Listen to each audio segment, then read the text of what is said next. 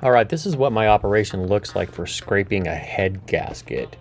What I've done is inserted this blue tack, like the old stuff you used to use back in the day to put posters on your wall when you were a kid.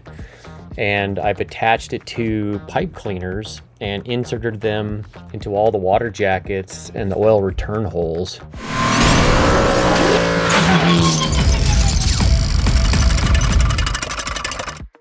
I didn't worry about the head bolt holes because I'm actually gonna have to chase them and clean them all out later.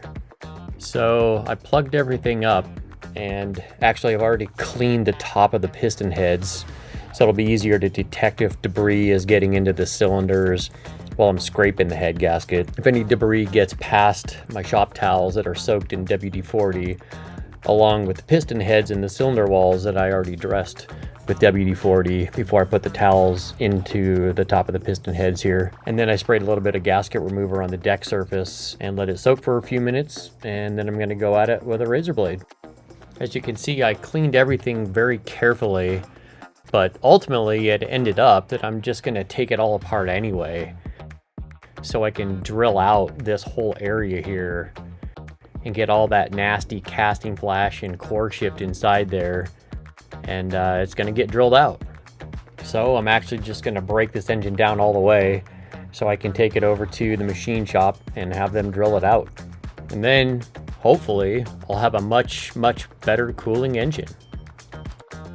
But before I break it down, I want to do a couple of tests. Okay, so this is a measurement test to see how the piston position relates to the top of the block surface or the block deck. What I have is a straight edge that I put over the number 1 piston, and I've eyed it as close as I possibly can. And with turning the crank by hand here, I'm trying to match the piston elevation with the top of the deck surface. I've got a 1.5 thousandth of an inch feeler gauge, and I'm not able to get that in there in either position there. This block has very little piston deck height clearance from the factory. It's nearly a 0 piston deck height engine. Oh, I can almost get it in there, so that's about right for that cylinder. No milling has been done to this block surface yet, so a 0 piston deck height engine would mean that the piston would not fit below the deck or above the deck. A positive deck height clearance would reflect the piston position below the deck surface slightly, and a negative would reflect it sitting just above the deck height. After I'm done with this, I'll actually do the same thing with the head after it's fully assembled to see if the valves actually dip below the bottom surface of the head. I've already had the heads milled, so this test could be even more sensitive, and I want to know whether this would be considered an interference application, where in the event the timing belt breaks, the valves could effectively hit the piston tops here. So the only way that's going to be possible is if the valves hang below the deck surface further than whatever the thickness of the head gasket is once it's compressed. And I've taken 10 thousandths of an inch off the surface of the heads at the machine shop already. So I'll be able to measure and calculate if this is really an interference application or not. Alright, so this is just a quick reference to show you which way the piston goes on the rod. The back side of the rod has this lettering, and the front side of the rod does not. So this back side is actually opposite of the dot that's on top of the piston. That's how I'm identifying this. So the side of the piston that carries the little dot, that side of the rod does not have any writing on it. So what we're doing here is boiling the piston and rod so I can press out the piston wrist pin.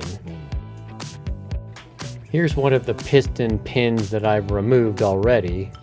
You take the 2 clips out of the piston pin bore first, and then you heat up the piston and the small end of the rod together. So the piston pin that rides in here, it loosens up just a tad. And then I can just use my little plastic dowel punch tool and just tap it out with a hammer. This is actually out of a Nissan El Grande that I purchased from an importer. So what I've done here is I've basically broken the block down all the way, cleaned everything up, and honed the cylinders just using a simple bead hone. Inspect what the internals look like after 50,000 to 65,000 estimated miles as they all come. And now what I'm going to attempt to do is measure the engine bore, the cylinder bore, with this particular gauge. This is a dial bore gauge. What we're looking for here is measurements that are about 20 millimeters down into the block, 60 millimeters down into the block, and ultimately at the very bottom of the cylinder at the 100 mil measurement, right where the bottom of the rings are impacting the cylinders. You can kind of see the difference in the color there. So what we like to see is that what's called taper and out of round do not exceed the factory recommendations. On this particular engine, the specifications are about 6/10,000ths of an inch. So this particular gauge is sensitive to 1/10,000th of an inch. These gauges are a bit more expensive than the average gauge. I'll get into how you read these in another video, but I just want to give you an idea what this particular engine looks like. So see if we can see what the health looks like in the actual low mileage JDM engine. So we get that in there at the proper mark. It's about 10 centimeters down there, and we wiggle this thing back and forth. That looks like, let me get back here and make sure we're on our mark. It's like about 11/10,000ths of an inch, which is basically 1.1 thousandth of an inch.